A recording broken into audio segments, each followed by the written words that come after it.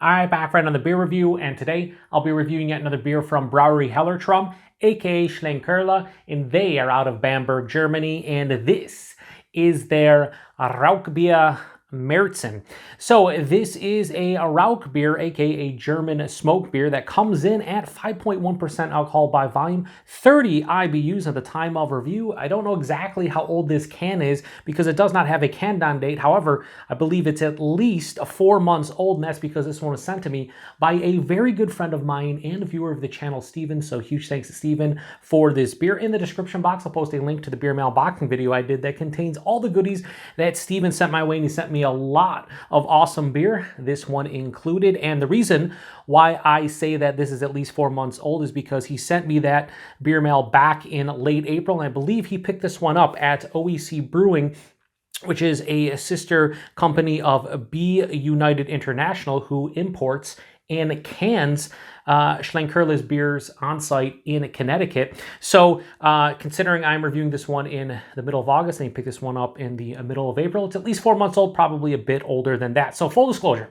I've had this beer a couple times before. The first time I had it, it was a drain pour. Why? Nothing to do with the beer, everything to do with my terrible palate. Back when I first tried it, I just couldn't do smoke beers. And to this day, smoke beers are hit or miss for me. I'm starting to get a little bit more into them. A lot of Schlenkerla beers that I've reviewed on the channel recently, like their Schwarzbier and their Rotbier, both of them were more my speed, a little bit less smoky, more of the base beer coming to the forefront. Absolutely delicious beers. I know a lot of purists when it comes to Schlenkerla and smoke beers didn't like specifically Schwarzbier, and some folks the Rotbier as much as this one, because this is the king of them all. This is the OG. This is the one that everybody loves from them.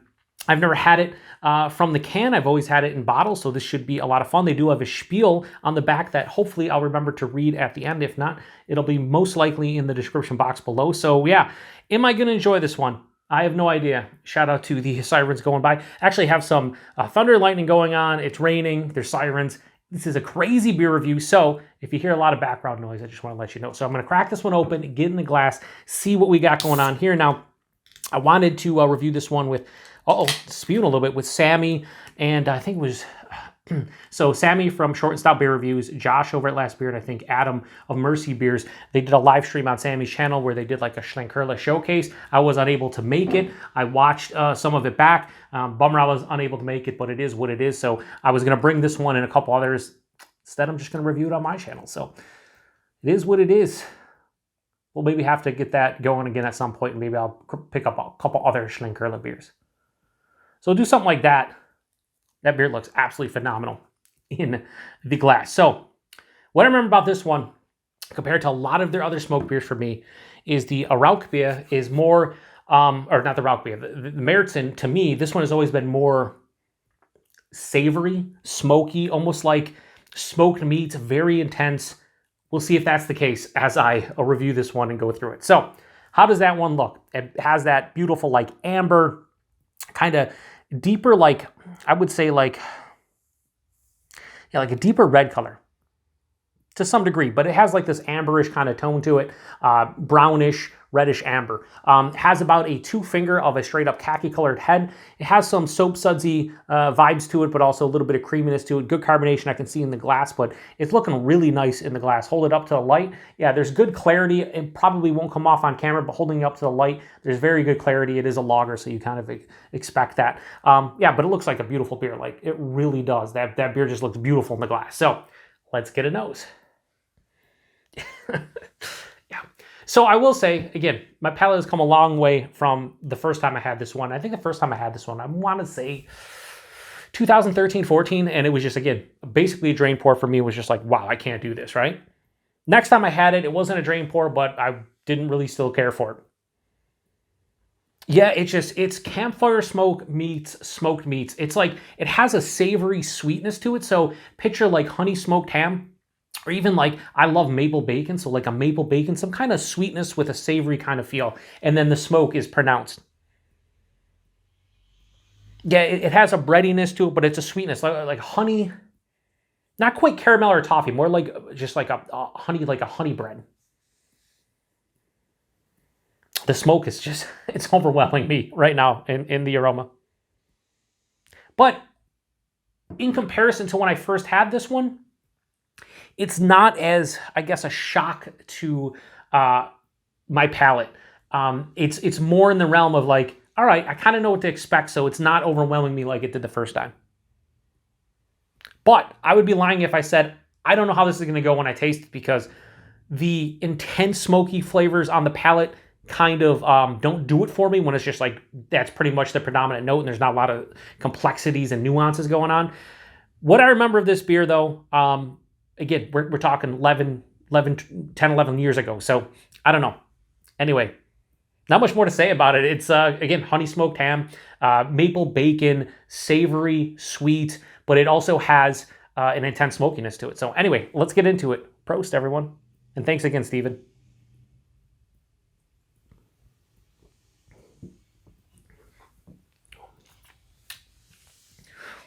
Let me just let it settle on the palate here before I say anything. All right, so right off the rip, I think I'm starting to acclimate my palate to these types of beers, because the shock to the palate is not the same as it was, obviously, 10 plus years ago. And I, dare I say, I actually think I enjoy this one right now as we're tasting it. I just, and again, going into this one, there is a big probability that I would drink this one and be like, it's just not for me. Knowing that this is a world-class beer within the style. This is the Rauchbier. It really is. The body in this is bigger than anticipated. It's like medium, a touch over medium. It has a heft to it for a 5.1% lager. That's kind of ridiculous to me, honestly, that, it would be like that. Yeah, it's a little bit bigger than anticipated. Kind of wild. 30 IBUs, this doesn't have a ton of bitterness on the finish, but it being 5.1%, the body for me is really doing it, and it's really nice. The mouthfeel, while it's crisp and has an effervescent kind of feel to it, almost a moderate carbonation, it's very smooth and somewhat creamy on the palate. I mean, if you can see, the glass lacing's awesome, but also that head's not going anywhere. Body and mouthfeel are awesome. The taste, I think I actually enjoy this one now. I know, is that a cop-out because I don't want to shit on this beer and have a lot of people be like, Joe, you're an idiot? Maybe, but at the same time, I think that I've started to enjoy these to some degree. The smokiness is not that intense. The first thing that hits me up front is, again, that honey-like bread quality. It's like a honey-like, almost like a darker bread, like a brown bread, maybe in like the pumpernickel kind of range, but it's a honey bread. I wouldn't even say like, because there's no wheat in here. I don't think there's any wheat there, but I would say a lot of times like honey wheat bread just has like a honey bread. That hits me right at the forefront, dives underneath the palate. After that, that's where I get all that savory, smoky goodness. And to me, it's more like a honey smoked ham, because it has that meatiness that you get from like a smoked meat, like a bacon or a ham. But it's not overly done to what I remember it being in the past. Right now, it's just like, that's really nice. And that's pretty much the predominant note on the palate. On the finish, it finishes with this semi-dry kind of finish, and there is a mild to moderate bitterness. There is a little bit of like a hop character I'm getting on the finish. Like this earthy, kind of grassy hop finish. It's nice and sweet up front, but again, dries out nicely on the back with that moderate bitterness, or I should say mild to moderate bitterness, so it kind of balances out to some degree. I will say that, still, I'll just be honest with you. I could drink probably, 100 smoked beers, and they'll never be my favorite style. They'll probably never be one of my favorite styles. The reason for that is these beers I look at is like a lot of the novelty beers that I drink from a standpoint of they're kind of one and done for me. I know a lot of people out there that could session these beers. I couldn't. This is in the vein of like a heavily fruited sour. I know that's blasphemous. This is a classic old school style, and heavily fruited sours aren't even beer. But I'm just saying the comparison for the drinkability for me. Like, I'm usually one and done with those beers. I'd be one and done with this. This is like, I'm in the mood for a smoked beer, so I drink one, and it satiates my need for one. But I couldn't session them. I don't think I'll ever be able to session them. But I do think I enjoy them, especially when the base beer is done well. The Märzen part of this isn't really coming through as much. Bready, sure, a little bit of that honey sweetness, a little bit of the bitterness in the back end, but it's not as pronounced as if this wasn't smoked. But I still think this is really nice. I see why so many people enjoy this one. And I think because my palate is finally acclimated, I'm starting to enjoy it as well. I'm not going to go real high on the score here. Oh yeah, 5.1%, you really can't tell, and you don't with these. I think the most impressive thing about this is if I was doing this as a blind beer review, a whodunit on my channel, mystery beer, whatever you want to call it, I would think this is bigger ABV, probably in like the 6, 6.5, 7 range, just because the body is spectacular for something that's 5.1%. So anyway, Schlenkerla's Rauchbier Märzen, I'm going to give this a personal and a rating as far as the style goes. As far as the style goes, this is a fucking 5 out of 5. This is the beer within the style. Like, if someone says, hey, what kind of Rauchbier should I drink? Without question, everyone's going to recommend this, or at least like 95% of the people. I would recommend their Schwarzbier or their Rotbier. Maybe a couple others from them, even behind me on the pretentious wall of bottles and cans. There's a couple others that differentiate from this. And I would recommend those if people don't like intense smoke character. But if you're all about that smokiness and you want something that is going to be the definition of the style, this is the beer 5 out of 5. For me personally, I'm going to give this a 4.05 out of 5. You might be saying, that's an okay score. You know, I like it a lot more. Or I hate this beer and I don't like it at all. Picture that the first time I had this one was like a 1 out of 5, a drain pour. Second time I had it, I may have given a passing score, like a 2.5, 2.6. I'm all the way up to 4.05. Why? Because I think this actually right now tastes pretty damn good to my palate. It really does. It's a nice beer.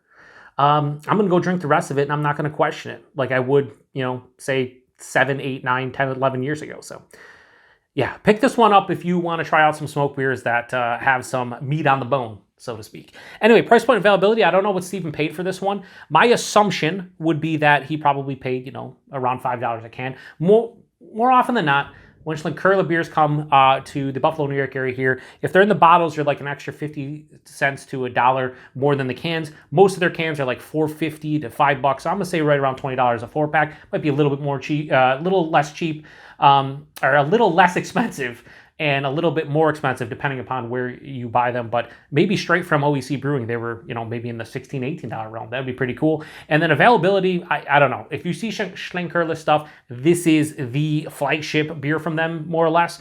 The label looks different on the can. When I did the unboxing, I was like, wow, is this a different version or something?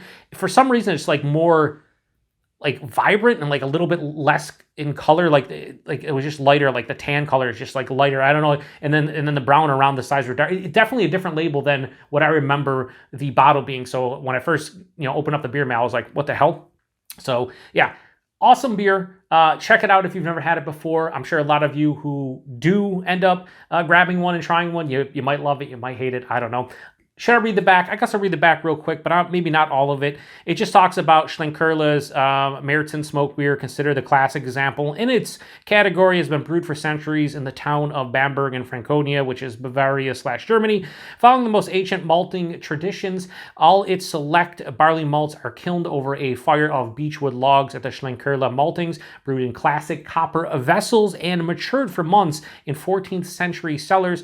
Schlenkerla Rauchbier is a truly unique smoky beer experience. As one of the last traditionally made smoked beers, this beer is a passenger in the art of taste. And on the back here, you probably won't see it, but it says Tank Container Canning Project, I should say. Brewed in Bamberg, canned fresh in Connecticut. That's where B United comes in. B United's in Oxford, Connecticut. So yeah, pretty awesome. For sure. And, considering this is a lager, this is very clean as a whole, good clean fermentation, but the lingering smokiness is really nice. It's so minute on the back of the palate, but it's hanging around.